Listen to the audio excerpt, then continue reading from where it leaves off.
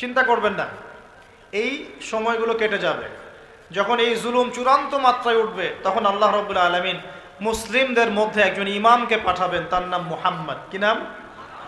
মুহাম্মদ। তাকে মানুষ বলবে আল মাহদি, এটা তার টাইটেল। মাহদি তার নাম নয়, তার নাম হচ্ছে মুহাম্মদ। তার বাবার নাম হবে আব্দুল্লাহ, তার মায়ের নাম হবে আমিনা, ঠিক নবী সাল্লাল্লাহু আলাইহি ওয়াসাল্লামের মতোই।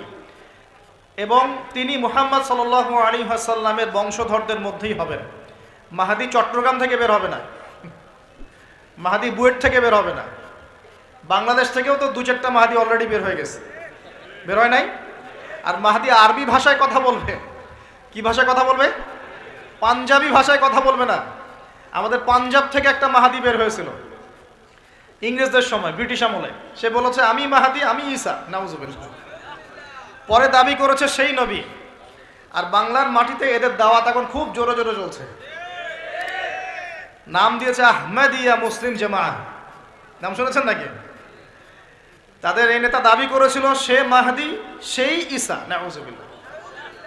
তো মাহদি আরবি ভাষায় কথা বলবে ভাই, আর মাহদি হবেন আরব মায়ের সন্তান, পাঞ্জাবি মায়ের সন্তান না।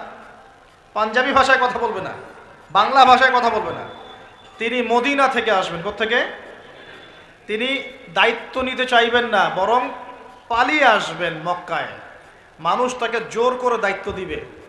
আপনারা যারা হজ করেছেন, কাবা ঘরের এই যে তাওয়াফ তো করেছেন মাশাআল্লাহ, তাওয়াফ এবং এই যে আপনার মাকামে ইব্রাহিম, এর মাঝখানে ইমাম মাহাদিকে তারা পেয়ে যাবে এবং সেখানে তার হাতে বায়াত নেওয়া হবে এবং তিনি মুসলিমদেরকে ঐক্যবদ্ধ করে এই জুলুমের এগেনস্টে যুদ্ধ করবেন ইনশাআল্লাহ। বিশ্ব এখন অনেক কিছু দেখা বাকি আছে, হতাশ হবেন না। বিশ্বে এখন অনেক কিছু ঘটা বাকি আছে। মহামারী হয়েছে, জালজালা হবে, হ্যাঁ আল্লাহ পাকের আযাব গজবগুলো আসবে, নৈতিকতার অবক্ষয় হবে, জুলুম বাড়বে, ঘরে ঘরে ফিতনা ছড়িয়ে পড়বে। এর মধ্যেও আসহাবুল কাহাফের মতো কিছু মানুষ ঈমানও ধরে রাখবে ইনশাআল্লাহ। আল্লাহ পাক যাদেরকে দিয়ে কাজ নিবেন, আল্লাহ পাক তাদেরকে তৈরি করবেন। নতুন প্রজন্ম আল্লাহ পাক নিয়ে আসবেন। কোরআনকে কেউ মিটিয়ে ফেলতে পারবে না, সুন্নতকে কেউ মিটিয়ে ফেলতে পারবে না। এটা পৃথিবীতে থাকবেই ইনশাআল্লাহ। প্রত্যেক দেশে দেশে, জেলায়, থানায়, প্রত্যেকটা জায়গায় আল্লাহ ভীরু কিছু মানুষ থাকবে ইনশাআল্লাহ। আল্লাহ পাক তাদের অন্তরের মধ্যে গায়েবী একটা মিল বন্ধন দিয়ে দিবে ইনশাআল্লাহ। এভাবে চলতে থাকবে সময়। যখন ইমামুল মাহদি আসবেন, তখন বিশ্বে যুদ্ধ বিগ্রহ চলতে থাকবে, অনেক ব্যাপক যুদ্ধ চলতে থাকবে। তখন ইমামুল মাহদি মুসলিমদেরকে নিয়ে এই যে জালেম শক্তির বিরুদ্ধে যুদ্ধ করে ওই জায়গা স্বাধীন করবে ইনশাআল্লাহ। কিন্তু তারপরেও দাজ্জালকে হত্যা করা যাবে না। দাজ্জাল খুবই শক্তিশালী হবে এবং তার অনুসারীরা হবে প্রচণ্ড শক্তিশালী। তখন আল্লাহ রাব্বুল আলামিন এই মিথ্যা মাসিহকে মেরে ফেলার জন্যে আল্লাহ পাক আসমান থেকে সত্য মাসিহ ঈসা আলাইহিস সালামকে আবার পাঠাবেন। বলেন সুবহানাল্লাহ।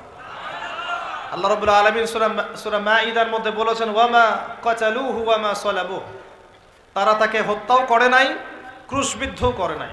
বাল রাফাআহু আল্লাহু ইলাইহি, বরং আল্লাহ পাক তাকে তার দিকে উঠিয়ে নিয়েছেন। সুবহানাল্লাহ। তিনি কোথায় আসবেন? তিনি সিরিয়াতে নামবেন। কোথায়? সিরিয়ায়। এই যে টার্কি এবং সিরিয়ার জায়গায় যেখানে ভূমিকম্প হলো, সবাই তুরস্ক নিয়ে অনেক বেশি ব্যস্ত, কিন্তু সিরিয়াতে কিন্তু অনেক ক্ষতি হয়েছে, এদিকে মানুষ দেখছে না। আর সিরিয়ার মানুষদের কি যে দুর্ভোগ, কি যে দুর্দশা, এটা দেখার জন্য শুধু আল্লাহই আছেন, আমরা কেউই নাই। এটা দেখার জন্য শুধু আল্লাহ আছেন, আর কেউ নাই পাশে। এই 12-14 বছরের যুদ্ধ বিগ্রহে যা হয়েছে সিরিয়ার অবস্থা, ওইটাকে খেলার মাঠ পেয়েছে পশ্চিমারা। এই মাঠের মধ্যে তুরস্কও ঢুকে গিয়েছিল, এটাও একটা শাস্তি হতে পারে। ন্যাটোর সাথে ঢুকে সেও এখানে হামলা চালিয়েছে, এটাও হতে পারে, আল্লাহ ভালো জানেন। সিরিয়ার মাজলুম শিশুদেরকে আকাশের নিচে রাত কাটাতে হয়, 3 দিনে একবার খাবার পায় তারা। একই অবস্থা ইয়েমেনেও আছে। ইয়েমেনে যে বলা হয় যে 5 থেকে 6 লক্ষ মানুষ মারা গেছে বিগত গৃহযুদ্ধে 2010 সাল থেকে। আর সেখানে যতজন মানুষ মারা গেছে তার মধ্যে 60% হচ্ছে বাচ্চা। তো এই বাচ্চাদের কি দোষ ছিল? তারা কি জানতো শিয়া কাকে বলে, সুন্নি কাকে বলে? তারা কি জানে দুনিয়া কি, আখেরাত কি? তারা কি জানে কোনটা হক কোনটা বাতিল? তারা তো জানে যে মায়ের বুকের দুধ খেতে হয়, দুধের বাচ্চাগুলো দুধ পায় না, মায়েরা দুধ দিতে পারে না, খাবার নাই, দুর্ভিক্ষ। এই সংকটের জন্য কে দায়ী? আল্লাহ না মানুষ? কে দায়ী? যাহারাল ফাসাদু ফিল বাররি ওয়াল বাহরি বিমা কাসাবাত আইদিন নাস। আল্লাহ পাক বলছেন জলে স্থলে যে